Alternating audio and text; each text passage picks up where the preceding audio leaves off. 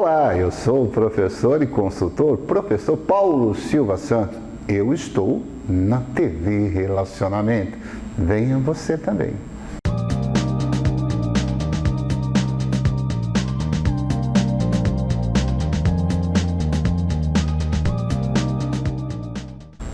Olá, internautas! Iniciamos mais um programa Gestão Executiva e hoje nós vamos convidar um top de excelência, né? Um profissional que em todas as empresas que ele trabalhou, né, deixou uma marca triunfante. Rogério Pisol, muito obrigado pela tua presença aí. Muito obrigado por ter convidado, hein? Eu acho que é legal rever os amigos aí, né? A gente que está sempre ativo aí no nosso grupo aí do WhatsApp aí dos ex-Amex, né? Vamos dizer assim, né? E a gente se mantém atualizado aí, né? Como é que está a vida das pessoas, como é que as coisas estão andando, né? O tempo que passa, né? É verdade. Então, obrigado de ter dado essa oportunidade aí de a gente tá participando, né? Eu não sou nem metade de tudo que você falou aí, mas é bom estar aqui com você, rever, né? Sempre é bom rever os amigos. Beleza. Você é nascido aonde, Rogério? Eu sou, na verdade, sou caipira, eu sou de Tietê, aqui do interior de São Paulo, né? Já tem estátua sua lá em Tietê ou ainda não? Não, rapaz, na verdade, o tietêense mais famoso que tem, dificilmente as pessoas vão saber quem é, mas ele é um cara ligado à prosa, né? Porque o interior tem muito esse negócio de prosa. Chama-se Cornélio Pires. Quem tiver, inclusive, interesse de saber, né? Ele foi um cara, obviamente, lá das antigas, né? Mas lá no Jardim de Tietê tem lá uma estátua para o Cornélio Pires, que foi um escritor lá da região, né? Uma cidade ainda relativamente pequena. E na verdade, ela nasceu das entradas e bandeiras, né? Que eles foram caminhando pelo Rio Tietê, né? Pelo Rio Tietê e foram se estabelecendo no decorrer do Rio Tietê. Então, dali nasceu, na verdade, se chamava Curuçá e depois, então, virou Tietê, né? Então, é uma cidade relativamente antiga e bem tradicional do interior de São Paulo. Que bom. Ô, Rogério, conta um pouquinho sua trajetória profissional, o que você estudou e por que entre humanas, exatas e biológicas, você acabou escolhendo mais a parte de humanas? Então, eu vou te falar sinceramente que quando eu fiz o vestibular lá atrás, né, então, eu nem sabia exatamente o que eu queria, tanto é que eu acabei fazendo um vestibular voltado para biologia, né, ou ecologia na época. Cheguei a fazer até um vestibular para engenharia e fiz um vestibular para direito, né, na PUC. E aí eu acabei entrando na biologia e no direito e depois eu não sei nem o que eu fiz com o vestibular da engenharia, porque realmente eu não tenho a menor vocação para ser engenheiro, acho que eu seria um péssimo engenheiro. E aí eu acabei trilhando aí, fiz o curso de Direito, né, na PUC, e na verdade eu fiz uma época o Direito quando ainda você não tinha a Constituição de 1988, né, me falha a memória, que foi o que depois a Constituição de 88 que abriu de uma certa maneira, né, democratizou mais o acesso à justiça, e veio o Código de Defesa do Consumidor, né? Depois teve uma evolução muito grande, né, dessa área, o acesso à máquina judiciária passou a ser muito maior. Então eu acabei fazendo o curso de Direito, acabei não enveredando por esse caminho e aí eu acabei entrando então no mundo das empresas, comecei lá no American Express, né? E na área lá de gestão de escritórios de cobrança judicial, então nesse ponto o diploma já ajudou, né? Que bacana. Antes disso eu acabei passando um tempo também nos Estados Unidos, lá eu acabei fazendo lá na Universidade do Texas uma parte de inglês, lá fiquei 2 anos aprendendo inglês, então meio que complementou o que eu já tinha aqui no Brasil com o que eu trouxe lá dos Estados Unidos, então na época até o inglês era diferencial, né? Hoje, sem dúvida. Hoje ele é meio que básico nas exigências que estão aí. Mas aí eu comecei então, eu tinha já na minha cabeça que eu queria trabalhar em empresas transnacionais, né? Então o American Express era um exemplo muito bom desse tipo de empresa, né? Que eu lembro que era uma empresa muito vanguarda, muito das coisas que você vê hoje. Se falar hoje, a gente já se falava na época, só que de uma outra maneira. Eu lembro até que a gente falava do home office, sim. E eu lembro como se fosse hoje, que o Amex começou a fazer o atendimento em home office. Certo. E aí era para fazer fundamentalmente, dar oportunidade para as mulheres que tinham filhos pequenos, né, e que precisavam trabalhar, né? E aí o Amex já criou, então, criou essas estruturas para fazer atendimento em home office, né? Então, nós estamos falando da década de 80, década de 90, né? Nos Estados Unidos já tinha o ISDN lá. Isso. Permitia, então, né, com que as então eu acho que a gente... eu tive a sorte de estar numa empresa já de vanguarda, vamos dizer assim.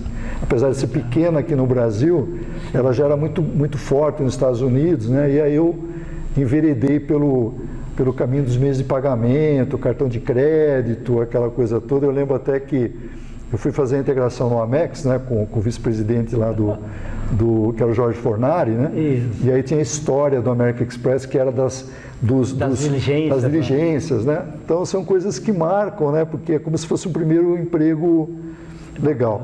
E aí eu trilhei lá pela área de operações do American Express, na parte de risco, cobrança, essa coisa toda. E depois eu fui para o Boston, que o Banco de Boston resolveu se lançar no cartão de crédito. Ok. Na época, o presidente do Bank of Boston, na época, era o Henrique Meirelles, e ele resolveu investir em cartão de crédito, e aí eles começaram a olhar no mercado. Não tinha muita gente de cartão de crédito, porque ainda era uma indústria relativamente pequena, né? Sim.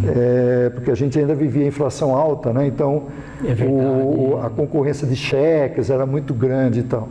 O cartão só virou realidade depois do Plano Real, quando começou a ter aquela estabilidade, então virou realmente um meio de pagamento, né? Antes o cheque é que dominava, dominava, né? Tinha até aquela sobretaxa que você pagava, né? Com cartão, sem cartão, aquela coisa toda. Então, era um processo muito lateral em termos de representatividade nas formas de pagamento de comércio, né? Isso eu acho até que marginalizava um pouco o Brasil, né? E precisava ajustar bem as processadoras também. Né? Então tinha assim uma receita que no fim não era nem capturada da razão fim, né? do negócio. Aí no Boston foi muito bom também, porque eles montaram uma equipe de cartão de crédito vindo de pessoas da Credit Card, pessoas do American Express, né? Então, e se lançaram, então, e foi quando eu tive uma oportunidade de ver ampliar muito o meu campo, né? Porque daí você tinha que montar do zero uma série de áreas, né?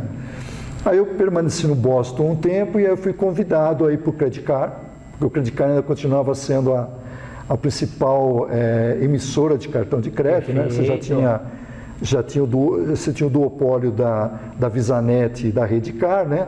Isso, porque ali a Credicard era Unibanco, Itaú e Citi. E o Citi era o sócio gestor, né? Certo.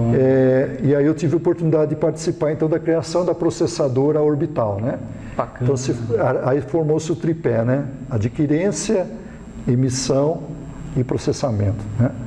De novo, eu acho que eu fui um cara muito favorecido, porque eu fui mas eram desafios difíceis. Desafios assim bastante interessantes, né? Porque você está num lugar, você vai participando das evoluções, né? Perfeito. Não deixava de ser disrupção. Na verdade, a gente só não tinha essas palavras, né? Exato. Mas e depois disso eu permaneci na Orbital com a processadora, e depois veio que foi um spin-off, e depois acabou se consolidando novamente, né? Porque chegou um momento em que a Credit Card acabou sendo dividida entre o Itaú e o CIT. A Orbital acabou sendo adquirida pelo Itaú, né? E depois a Stefanini. Certo. E depois então a Reddicar acabou ficando então ainda com os 3 bancos, só que daí o CIT deixou de ser o sócio gestor, né, e ficou assim. Então o modelo foi assim, né? Fez assim e depois encolheu novamente, e o final da história todo mundo conhece, né? A Credicar acabou sendo adquirida totalmente pelo Itaú, né? Então, no final das contas, a processadora Orbital acabou sendo vendida pela Stefanini, recortou-se lá a parte referente ao Itaú Unibanco, né? E aí eu segui meu caminho, na verdade eu acabei indo daí pela fusão, acabei indo para o Itaú Unibanco, né? Okay. E aí foi uma outra oportunidade também muito única, porque eu participei de um processo de fusão de 2 gigantes, né, do mercado, né? E aí eu fiquei lá até o final de 2016, né, tendo muitas experiências ali, né, porque são organizações extraordinárias, né? E aí, a partir daí, dessa saída, eu meio que voltei para o mercado de outsourcing, né? Eu trabalhei ainda um tempo numa BPO, né? Aí o nome virou de terceirização para BPO, que era a Interfile, né? Que foi adquirida pela Atento e tal. E aí eu passei a fazer também uma carreira de consultoria e tal, voltada a isso, tá? Então, meus últimos trabalhos agora estão sendo, por incrível que pareça, na área de crédito imobiliário. Na verdade, então foi dando uma virada, né? Porque você sai de um mercado em que uma transação dura frações de segundo por um produto que o ciclo de processamento muitas vezes é maior do que um mês, né? Então, são processos que eu acho que é uma fronteira ainda para o Brasil, que é o processo de crédito imobiliário, né? Eu acho que tem uma expansão grande ainda, né, desse mercado no Brasil, comparado com o potencial que já vive a Europa, os Estados Unidos, né? Então, acho que esse pode ser um mercado bastante interessante aí, dessa parte aí do crédito imobiliário no geral, né? Não só nas aquisições simples, mas também todos esses produtos originários, né? Home equity, essas coisas todas. Então, cresceu muito na pandemia, porque as pessoas acabaram saindo de imóveis menores para imóveis maiores. E mesmo quem não utilizava esses meios aí, a tecnologia ajudou, né? Ajudou. E também os juros mais baixos ajudaram, né? Então o acesso ao crédito imobiliário ficou maior, né? Então teve um boom aí de 2 anos aí, coincidindo com juros baixos e também pandemia que de uma certa maneira forçou as pessoas a ficarem mais em casa, né? E fazer home office, essa coisa toda. Então esse é um mercado que eu também acabei indo, né? Porque eu acho que isso é uma característica que eu tenho, eu sou muito flexível. Isso que é bacana. E me adapto aquelas coisas de momento, né? Mas eu sou um cara fundamentalmente de operações, né? Então essa brevemente é a minha carreira, né? O problema é quando você começa a ficar com uma carreira muito longa, quando você começa a contar, as pessoas começam a ficar com sono, né? Porque é tanta história, né? Mas assim, a gente está se procurando ficar aí na ativa, né? Porque o fato é o seguinte, né? Você tem muita tecnologia hoje embarcada, tudo, né? Mas a questão humana ainda ela é muito relevante nisso. Eu acho que o convívio, né? Eu acho que é um pouco o que a gente pode trazer no mercado, porque a gente tem uma experiência, né? De muitas coisas que aconteceram, né? Então a gente já viu de tudo, né? E muitas das coisas que estão aí são meio que um relabel, né? Você uma roupagem nova de algo que já, de uma certa maneira, já aconteceu, né? Então é um pouco isso que estamos aí. Ô, Rogério, você falou uma coisa fantástica, porque assim, mesmo que com a evolução de toda a tecnologia, né, o seu background foi assim, de entender por completo, na área de operações, o quebra-cabeças todo, porque se você não entende o quebra-cabeças, você não é valorizado. Porque, deu problema aqui, mas por quê? Não sei, né? Então tem que saber a raiz das coisas para... Então te deu aí essa experiência toda, que aí serve para cartões de crédito, serve para crédito imobiliário, serve para tudo, porque a base fundamental das articulações continua sendo a mesma, né? Tanto a parte financeira quanto a parte da operação em si, da comunicação e tudo mais continua, mesmo que mude por completo a tecnologia. Então muitas vezes eu falo para o pessoal, procura aprender o máximo, né, e compor na sua cabeça o quebra-cabeças. Não fica pensando assim, não, só me ensinaram isso daqui, eu só sei isso. Se você é só um pedaço, você não é valorizado, né? Tem que saber o todo. Não, perfeito. E também acho, o Kendi, que tem o seguinte, né? Você meio que é levado a ter essa coisa mais específica, essa que é a grande realidade, né? Sim. E apesar de ser uma coisa meio clichê, essa máxima de que você aprende o tempo todo, ela é real. Eu vou dar um exemplo para você. Eu sou, por exemplo, conselheiro, representante do meu plano de pensão lá do Itaú Unibanco, né? Eu sou um conselheiro representante, que fui eleito lá pelo pessoal e tal. E aí a fundação patrocinou um treinamento, uma especialização, como dizer assim, um aperfeiçoamento dos conselheiros, que foi um treinamento muito bacana, assim, muito legal. Universidade corporativa, né? E aí você vê que, poxa, tem toda uma gama de coisas que é por trás, por exemplo, dessa função, que é conhecimento de investimento, conhecimento de risco operacional, etc., que você às vezes acha que sabe, mas quando você vai vendo lá, você vê que você sabe muito pouco. Então, primeiro você tem que ter uma humildade, né, de reconhecer que assim, tem muita coisa que eu também não sei realmente, né? E nunca é de menos, né, esse tipo de coisa. Então foi legal porque essas reciclagens, né, eles meio que vão te agregando, vamos dizer assim, né? E vão dando uma limpada um pouco na tua cabeça, vamos dizer assim, né? Daquelas coisas. Ordena todas. Um pouco melhor. Né? E você vai vendo outras conexões que vão acontecendo. Então, muitas vezes na correria do dia a dia, né? Ou ter que entregar os resultados ali, como você falou, essa visão sistêmica, né? De como as coisas funcionam, você acaba nem praticando muito isso porque você está tão focado ali naquele negócio e às vezes você não sabe, né? Porque isso, por aquilo. Sabendo isso ajuda mais. Perfeito. Né? Porque facilita, vamos dizer, o entendimento daquilo que você está falando. Eu acho que, inclusive, isso, de uma certa maneira, é o futuro que as coisas têm que ter em relação às pessoas no seu trabalho, né? Eu acredito que quanto mais você conseguir informar as pessoas, em qualquer nível, né? Das conexões que tudo tem, que as coisas têm, né? Eu acho que o teu resultado vai ser maximizado.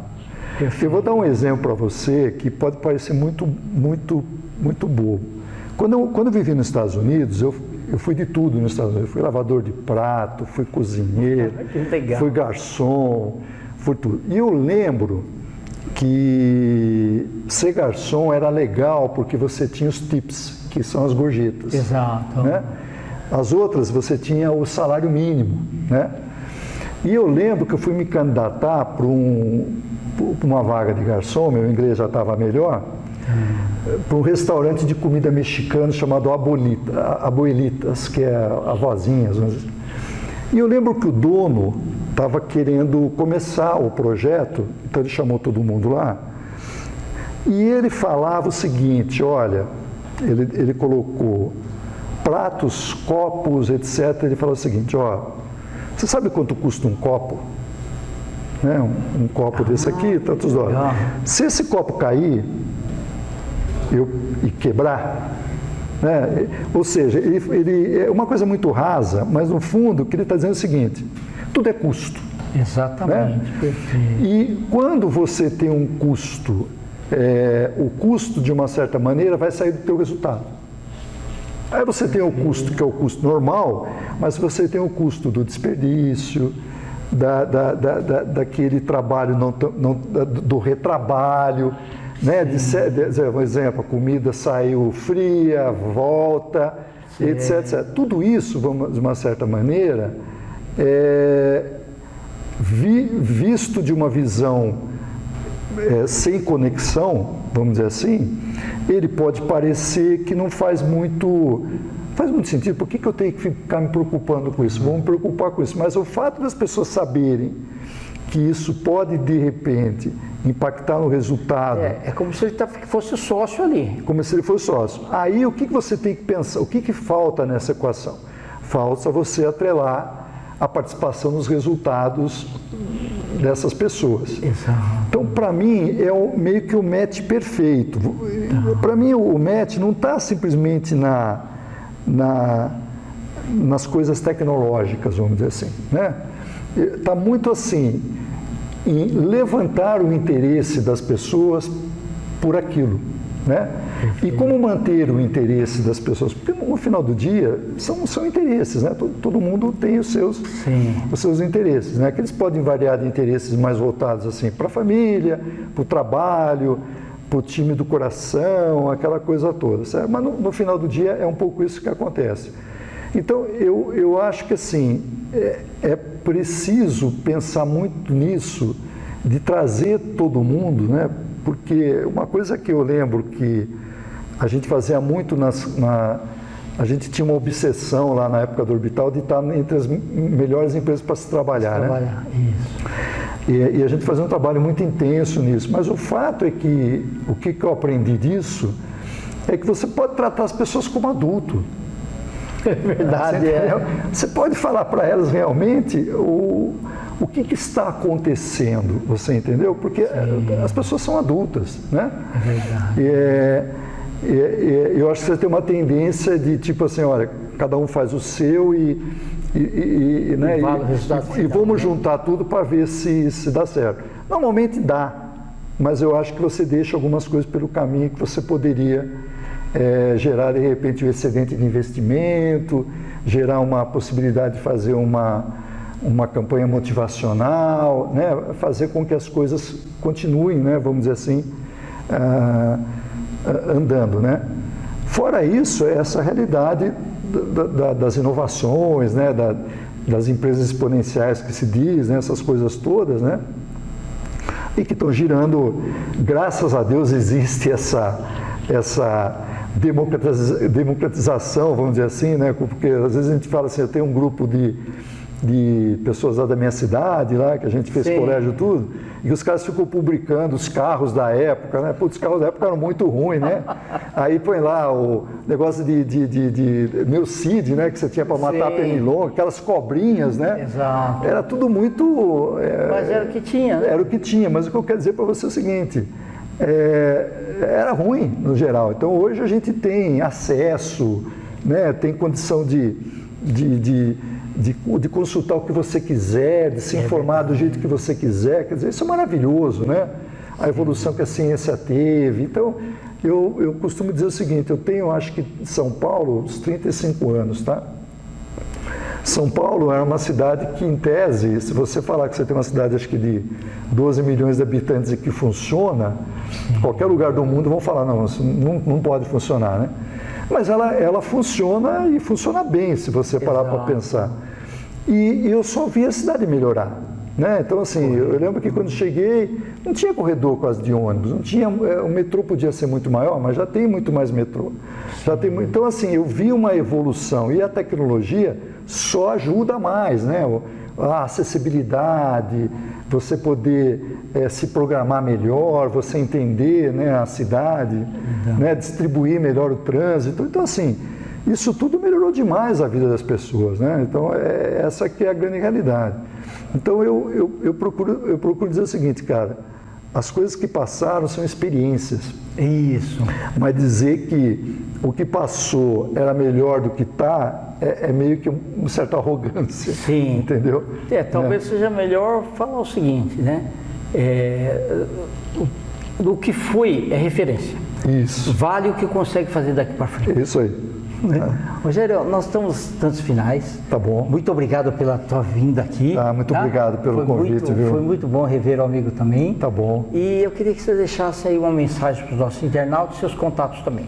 Meu contato é muito simples. Eu sou Rogério Pisol, né? Eu vou deixar só o meu e-mail. Isso vai estar escrito aqui, perfeito. Rogério.pisol@com.br, né? Pisol com 2 Z's, né? Perfeito. E é isso, cara. Estamos aí, né? Porque fica à disposição aí. Tá, muito obrigado pelo convite, né? Obrigado a você. Muito obrigado, que eu acho que é muito legal poder falar um pouco, né, da gente fantástico. aí. Tá bom? Tá ótimo. Internautas, com os agradecimentos então a esse talentoso profissional Rogério Pisol, nós finalizamos mais um Gestão Executiva. Um grande abraço e até a próxima.